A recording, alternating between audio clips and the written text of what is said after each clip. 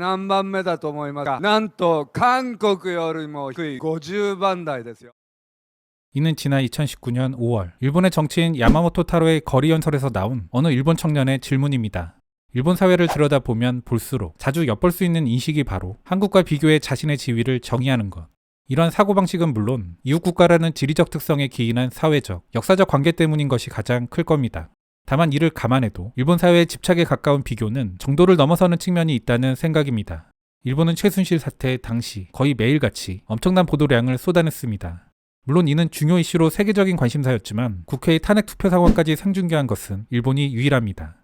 또한 조국 장관 임명 전후에도 역시 일본 국내의 대형 이슈였던 태풍 소식보다도 더 큰 비중으로 보도하기도 했습니다. 이를 두고 일본 누리꾼들은 다음과 같은 반응들을 보였습니다. 한국의 장관은 아무래도 좋으니 좀 더 일본의 문제를 보도해주세요. 왜 일본 언론은 한국의 이용만 취재하고 일본에 대해선 침묵하는가?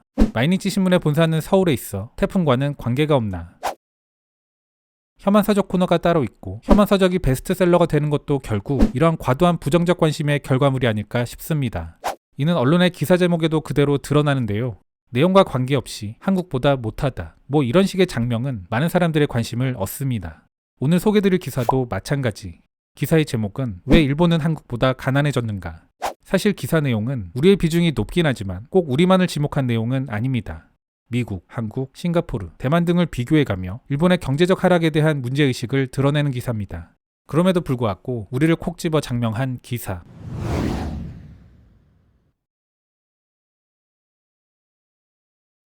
일본은 선진국 중 생산성이 낮다는 사실이 알려졌다.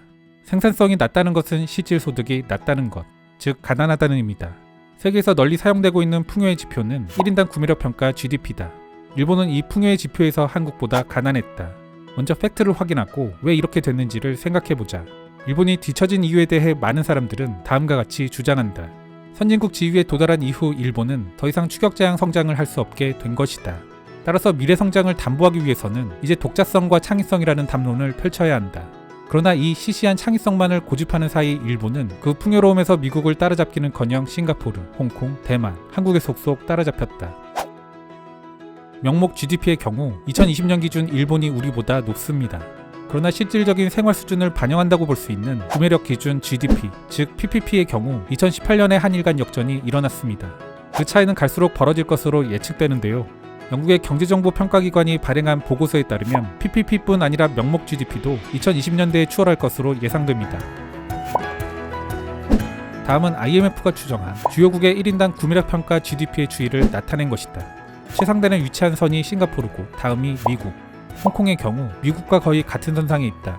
2019년 싱가포르의 1인당 구매력 평가 GDP는 97,000달러, 미국은 62,000달러다. 80년대까지 다른 나라보다 높은 성장을 이어온 일본. 그러나 이 지표를 보면 1990년대부터 정체되어 다른 나라를 추월하기보다는 선진국의 최저 수준을 간신히 유지해온 것을 알 수 있다. 현재 일본은 독일, 대만, 프랑스, 영국, 이탈리아, 한국 아래에 위치해 있다. 이탈리아는 상단에 위치해 있지만 하락 추세를 그리고 있고 한국은 계속해서 치고 올라와 결국 일본보다 위에 위치해버렸다. 물론 1인당 GDP에서 일본은 1987년부터 2000년까지 미국을 추월했던 때도 있었다. 그러나 이는 엔고 현상에 의한 것일 뿐 일본인이 풍요로워졌다는 의미가 아니었다. 1인당 실질 소득을 국제적으로 비교하기에는 구매력 평가 GDP로 보는 것이 가장 적절하다. 다음 그림은 미국을 1로 고정한 채 나타낸 그림이다. 이것을 보면 일본은 1991년에 미국의 83%까지 따라잡았지만 현재는 70% 이하로 떨어진 것을 알 수 있다. 물론 독일, 프랑스, 영국도 미국을 따라잡지 못한 것은 똑같다.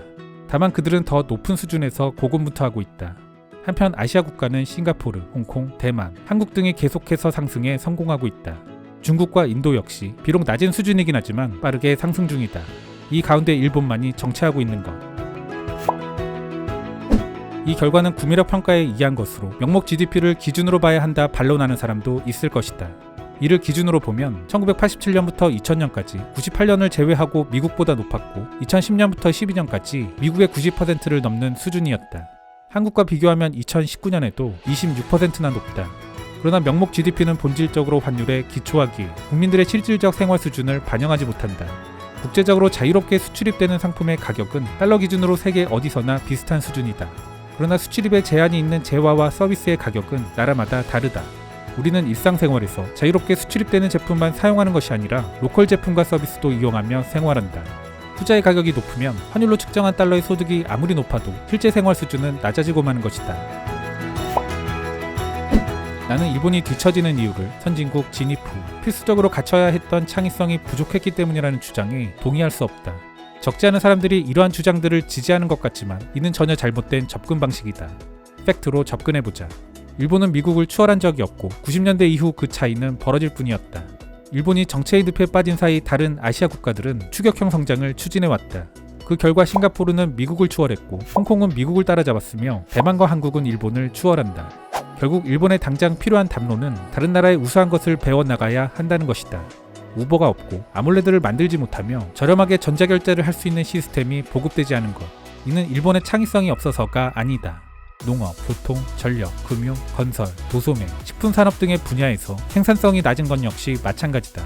미국을 비롯한 다른 나라의 우수한 사례들을 흉내조차 낼 수 없게 하는 규제, 제도, 관행이 있기 때문이다. 산업뿐만 아니라 정부의 기능도 뒤처져 있다. 코로나의 충격이 드러낸 것은 일본 정부에는 세계 수준에 미치지 못하는 것들이 많다는 것이다. 세계의 선진국들은 국민 소득과 피해 여부를 빠르게 파악했다. 그리고 이에 따라 필요한 사람들에게 신속하게 지원금을 배포할 수 있었지만 일본은 그럴 수 없었다.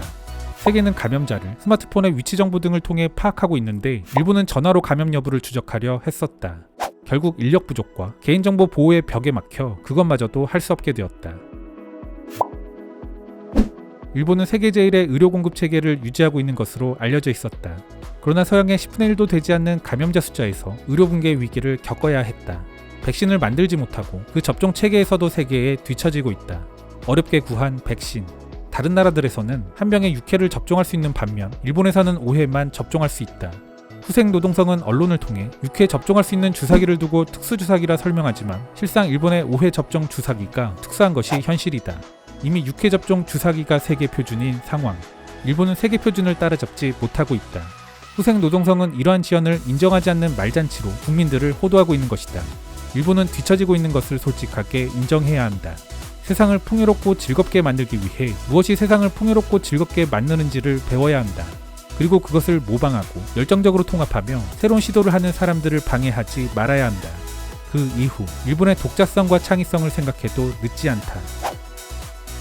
아날로그 사회, 관료화의 관성들, 다른 나라들에서 효과가 입증된 시스템을 따르지 않는 것, 이런 일본의 문제점들에 대한 지적에는 고개를 끄덕이게 해줍니다. 다만 칼럼이 제시한 해결책이라는 것이 결국 더 적극적인 모방.